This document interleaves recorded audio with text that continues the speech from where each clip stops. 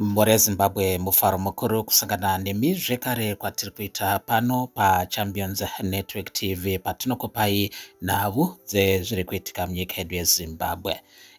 Chikwata chavaJob Sikala cheNational Democratic Working Group chiri kuratidza kuti pari zvino chava serious nebasa rekurwisa bumbiro remutemo, rekuprotekta bumbiro remutemo iro rava pamharadzano, rava panguva yakaoma yekuda kuamendwa nebato reZANU-PF, nekuda kwekuti bato reZANU-PF rakawirirana kuti mutemo wenyika uri kufanirwa kuamendwa kuitira kupa mukana vaEmmerson Mnangagwa wekuextenda temu yavo kusvika mugore ra2030 zvichibva paresolution yebato iri yakaitwa kumusangano miviri yakaitwa kwaBulawayo mugore ra2024 pamwe chete nemusangano wakazoitwa mugore rapera kuManicaland, uko bato reZANU-PF rakaendosa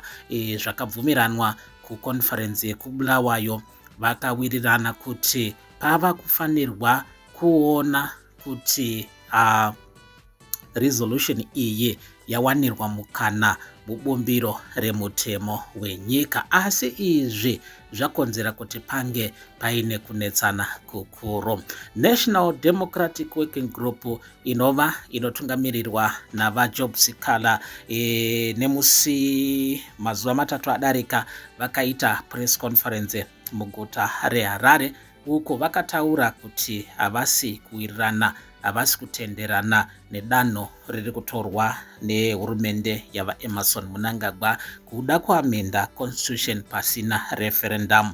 VaJob Sikala ndevamwe vekutanga kunyora petition kusangano reAfrican Union vachipikisa danho rakatorwa rekutambira kwakaitwa nemakurukota maproposed amendments avaZiambe.